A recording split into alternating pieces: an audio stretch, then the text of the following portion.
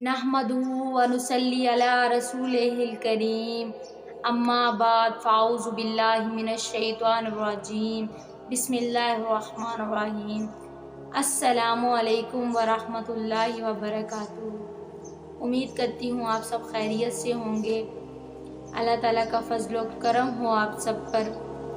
میرے بات کرنے کا موضوع ہے نبی کریم صلی اللہ علیہ وآلہ وسلم کا نسب شریف۔ نبی کریم صلی اللہ علیہ وآلہ وسلم کا نسب مطہر تمام دنیا سے زیادہ شریف اور پاک تھا، اور یہ وہ بات تھی کہ تمام کفار مکہ اور آپ صلی اللہ علیہ وآلہ وسلم کے دشمن بھی اس بات سے انکار نہ کر سکے، یہاں تک کہ ابو سفیان نے بحالت کفر شارون کے سامنے اس کا اقرار کیا، حالانکہ وہ اس وقت چاہتے تھے کہ اگر کوئی گنجائش ملے تو آپ صلی اللہ علیہ وآلہ وسلم پر عیب لگائیں۔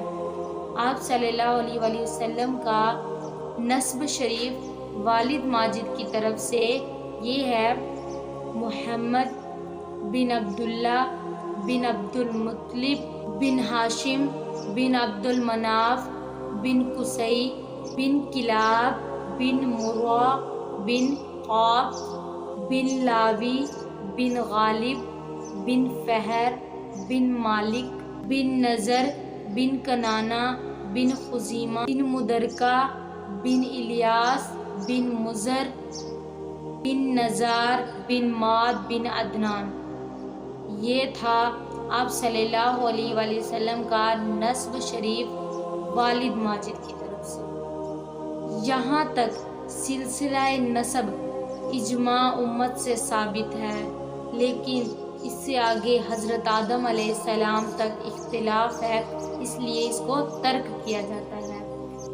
نبی کریم صلی اللہ علیہ وآلہ وسلم کا نسب شریف والدہ ماجدہ کی طرف سے: محمد بن آمنہ بنت وہاب بن عبد مناف بن زہرہ بن کلاب۔ اس سے معلوم ہوا کہ کلاب بن مرہ میں آپ صلی اللہ علیہ وآلہ وسلم کا نسب شریف جمع ہوتا ہے۔ یہ تھا آپ صلی اللہ علیہ وآلہ وسلم کا نسب شریف والد ماجد کی طرف سے اور والدہ ماجدہ کی طرف سے۔